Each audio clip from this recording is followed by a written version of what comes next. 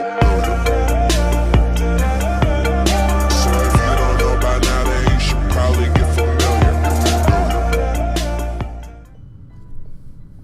Hey guys, Morpp here, and today I'd like to give you guys a deck profile of my flip control deck.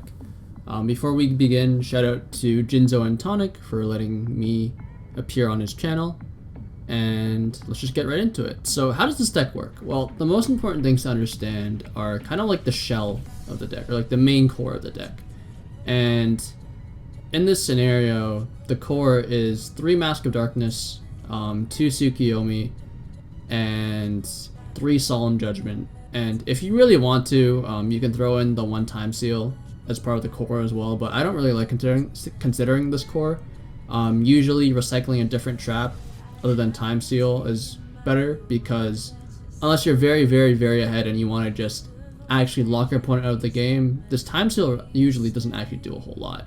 You're usually better off getting back like a Solemn, which just negates anything, or a Compulse or a Ring to do damage or to stop a Thousand Ashes Strict.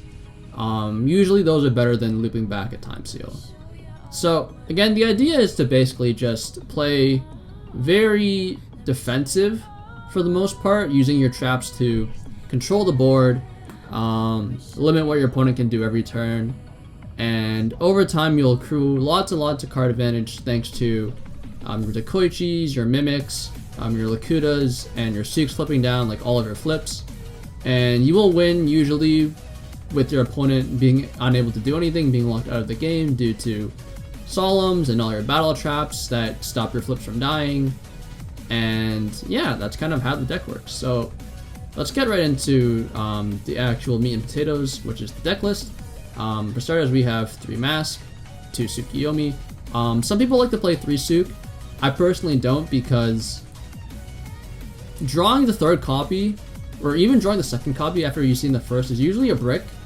You play 2 only because you do kind of need to see it in a reasonable point of time, and usually you'll be using your draw power in things like your Dekos and your Lakutas and your Mimics, Pot Grace alongside your Faith, to find the Suk. This deck draws a lot, so finding this usually isn't that big of a problem. You can get into some really niche scenarios where, like, you know, you don't find a Suk in like your top 25 cards, and that can kind of suck. But even in those scenarios, you'll usually have a Lakuta by then, and if you can protect the Lakuta, you're still usually in a fine spot. Beyond that, we have 8 starters. I call these starters because they're all redundant, like draw 1 flips. 5 of them are normal flips, and 3 of them are kind of engines that you need to protect. So the 5 normal flips are the 3 Deco and the 2 Mimic. The Mimic usually come out post board, just to make room,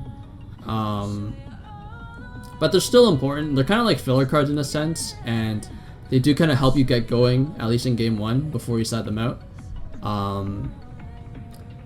And kind of like having like a flip to start with, like something to just like dig deeper into your deck, find the cards you need, find your Suks, find your Masks if you haven't opened with them, find a Solemn, are like finding all of those cards is very important. Mimic helps you do that while also sticking to the game plan. Dekoichi is pretty self-explanatory, and I think by far like the coolest addition to the deck is the 3 Days Lakuta. You play these in conjunction with, you know, like your 7 battle traps, which we'll get into later. And you do this because basically it lets you cheat not having to play the 3rd Suk. This card honestly kind of like does everything you like this deck wants. It's a self-sufficient flip. You have a ton of protection in all of your traps, so it dying is usually pretty rare. And it draws you cards, and you know, those are all things that this deck wants to be doing. And finally, to round out the monsters, we have 1 Magician of Faith. You don't play more than 1 in this deck because honestly you don't really have a ton of spells you want to be recycling. Pot and Grace are nice, but if you open with this and you don't have any one of these spells to recycle, or if like the only spell you have is like a Storm you don't want to use yet, or like it's a knock but your opponent's not setting monsters because, I don't know, maybe they're playing like an aggressive deck, Faith doesn't usually do a whole lot. So you only play 1 because in certain scenarios You know, recycling a Duo, recycling a Knock, recycling a Storm is nice. And obviously recycling Pot and Grace are very good. So moving on, you have the Trinity pieces. These are all pretty self-explanatory. We play Storm.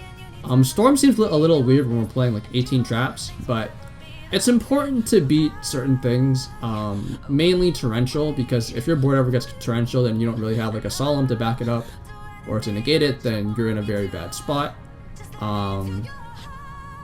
Storm can also help you like beat certain things like a Ring when you go to Souk an important unit. And more importantly, most opponents don't really expect you to be playing Storm, so they usually won't respect it. When you go set 4 and like they like start setting everything, and like you like you go through your back rows because you know that's what your deck does, and your opponent's back rows are all just sitting there, you can kind of like blow them out with the Storm, and gain a lot of card advantage back that way. I would not cut this card at all. It's very, very, very solid. I mean, I don't really need to tell you that, but it does fit in this deck. Even though it doesn't look like it at first glance.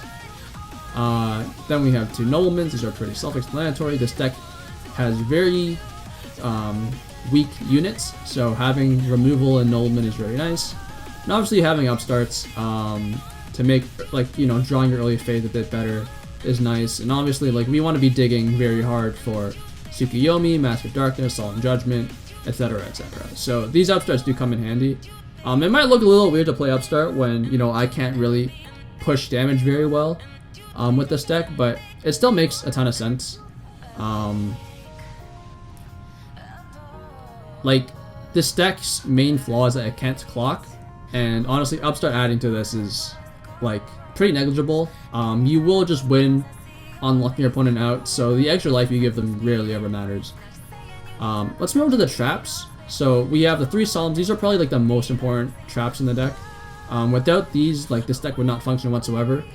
And that is not an overstatement. Like this deck actually really needs the Solemns. This is kind of like their main way to stop like a BLS, a Chaos Sorcerer, Chaos decks from snowballing you with like Power Spell plus Faith, card destruction, and even just like flips like Cyber Jar and Morphing Jar, which like might accelerate their game plan. You kind of want to be able to stop those. Playing the Solemn War against aggro is very good. Stopping a key Metamorphosis with Solemn is very good. And I think most importantly, stopping like Happy Storm and Nobleman with the Solemn is like probably like the main reason you need this card. So yeah, and then the 1 Time Seal, this is mainly there just to like end certain games. This is very filler. Honestly, there's a world where you can cut this card. This card is actually not as core as people make it out to be. And the main reason for that is, as I said earlier, like you usually don't want to be looping this back unless you've like already won the game. But if like the game is very even and you're not necessarily super duper ahead on cards, getting back like a Solemn or like a Battle Trap or like basically any other trap is usually better than getting back a Time Seal. Moving on, we have 7 Battle Traps. We play the full suite because this deck needs all the protection you can get. So we have Mirror Force, 3 Sakyus, and 3 Widespreads. Sometimes the Widespreads come out post board, especially against decks that aren't really attacking you and are playing pretty passive early on, like Chaos. But they're still very necessary because without them you can't really protect your Lakutas as well, and you can't really establish your Tsukuyomi locks as well either. Next we have the turret outs. We have Ring and 3 Compulse. Compulse is better than Book in this deck because Compulse also serves as a way to kind of stop a Nobleman of Crosshair at the cost of some tempo. I think that on its own is honestly worth playing Compulse over Book. Another thing is that you can also like deny Darks from hitting the graveyard with Compulse. Like when you go into Compulse, they're 1000 extra strict. Whereas if you use Book, like you have to attack with your flips. That's not usually something you want to be doing unless you're very ahead. So using Compulse as a way to just like send it back to the extra deck is usually a bit better than booking it down, flip summoning a flip, and trying to run it over. You don't really want to be doing that with this deck. And then finally, to round out the traps, we have 2 Bottomless. These are good answers to BLS and Chaos Sorcerer. Also to like Breaker and things like that. I used to actually like run trap holes here to beat opposing Tsukuyomi locks, but I think the versatility Bottomless gives you in order to stop Chaos Sorcerer is a bit more important than stopping an opposing Suit Collect, especially because you have Noblemans as well.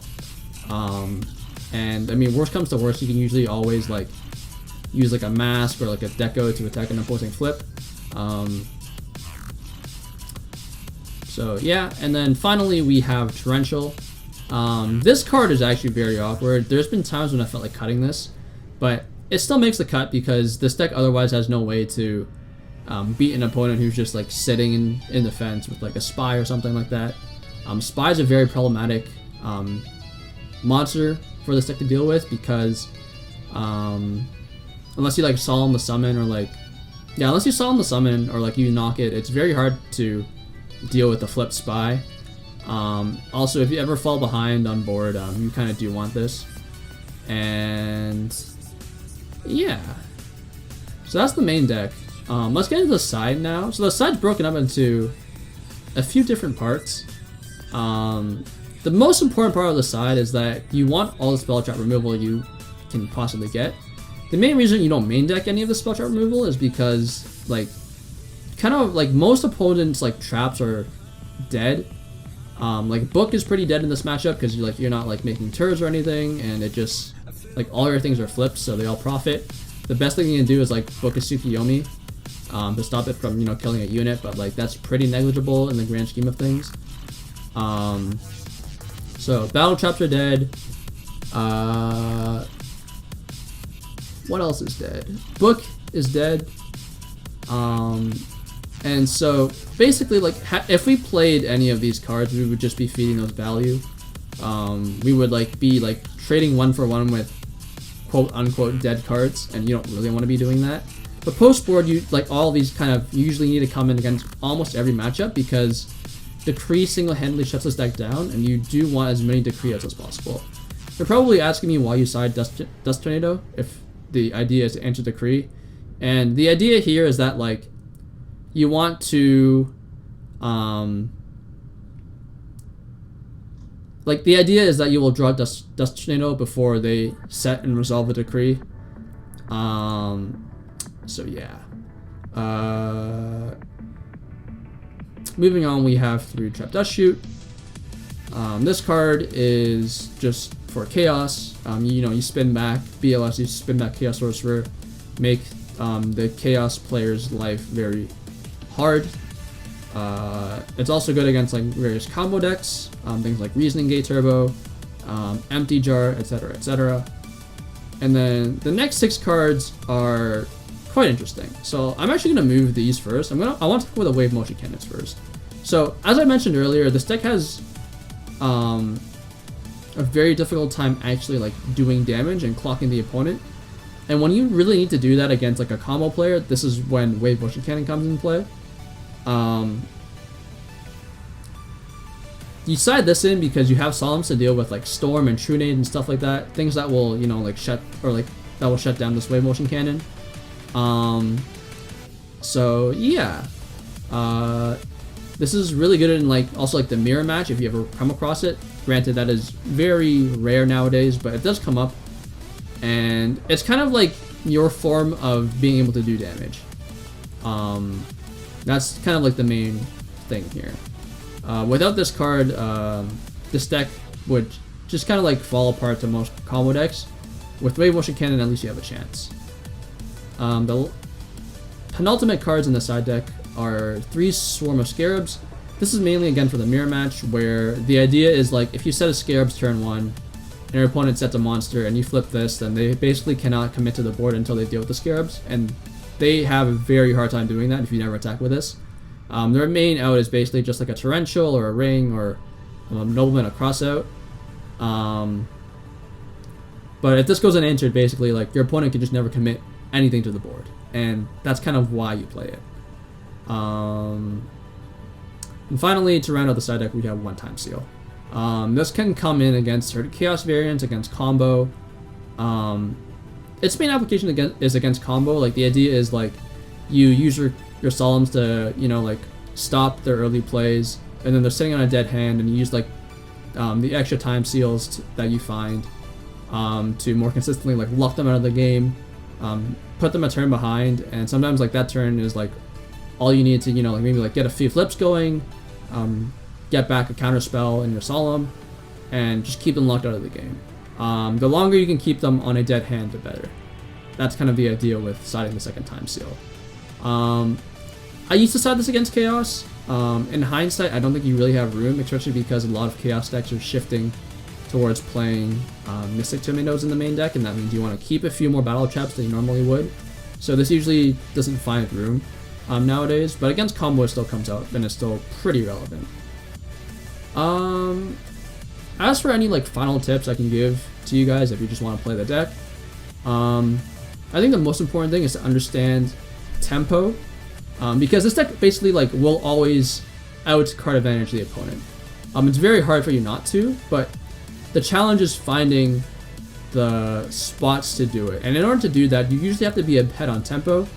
Sometimes I've taken just like compulse on like Sangan plays. I've sacked Sangans before just to like keep a flip alive.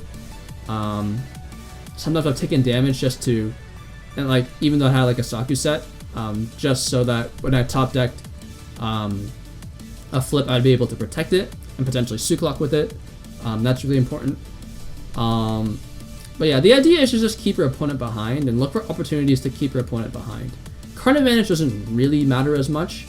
It's just a matter of A, action economy, and B, card quality. So yeah, tempo is the name of the game. If you lose card advantage early on, don't worry too much about it. Obviously, if you're down like 3 or 4 cards, then that changes, but even as long as you can just like get one flip down and protect it, and your opponent like doesn't really have any place to stop you from like snowballing your advantage, you'll always have a way to come back into the game. So yeah, I think that's all that I have for you guys today. Once again, thanks to Jinzo&Tonic for letting me appear on his channel, and I'll talk to you guys later. Peace.